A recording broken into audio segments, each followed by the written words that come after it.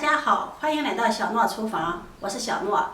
今天用雪碧给大家分享一个创意新吃法，把雪碧倒入面粉中，出锅太香了，松软又拉丝。一起看看我是怎么做的吧。首先准备350克的高筋面粉，加入5克酵母，1勺白糖促进酵母的发酵，喜欢吃甜的可以多放一些白糖。再加入2克食盐，用筷子充分的搅拌均匀。接下来准备1罐雪碧，这1罐雪碧是330毫升，把它打开，倒进面粉中，不要全部倒完，用一半就可以了。接着往里面再打入1颗鸡蛋，再用筷子搅拌均匀，把它搅成面絮状。由于面粉的吸水性不同，如果面粉干的话，就加一点雪碧；如果湿的话，再加一些面粉。搅拌成这样的大面絮状，下手揉成面团，把它揉成一个软硬适中的面团，然后移到面板上，在面团的中间给它按压出一个小窝窝，放上20克的黄油，没有黄油的也可以用玉米油。再把它揉匀，刚开始揉的时候比较黏，不要加干面粉，就这样一直给它揉一揉。粘面板的话，用刮板给它刮一刮，揉着揉着面团就不粘面板了。再用推拉揉搓的方式揉面，像洗衣服一样，一边揉面一边摔打，这样更容易揉出手套膜。一直揉到像这样拉开有薄薄的一层手套膜，再把它整理成圆，然后在面团的表面再抹上一层食用油，这样可以防粘。放入面盆中，盖上保鲜膜，醒发至1.5倍大。接下来我们再准备一些豆沙，放入碗中，用勺子给它搅拌搅拌，按压按压。豆沙我们也可以自己做，也可以在超市里买。自己做的稍微的干一些，就要加一点水给它化开。超市买的就稍微的稀一点，这个不用加水了。给它搅拌搅拌，搅拌的稍微稀一点就可以了。像这样能够轻松的抹开，像这样就可以了。把它放在一旁备用。面醒发好了，满满的一盆，揭掉保鲜膜。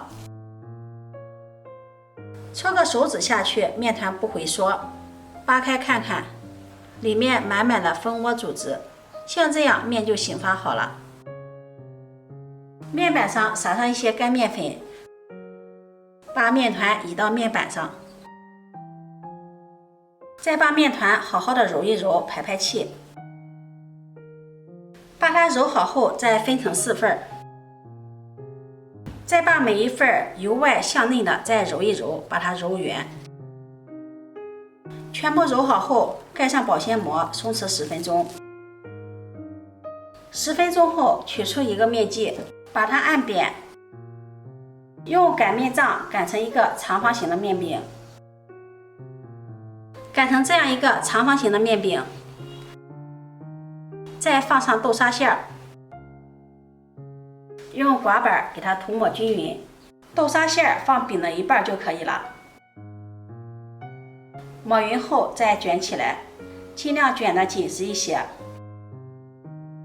剩下的一半再用刮刀切成1厘米宽的条，尽量切得均匀一些，这样造型更好看。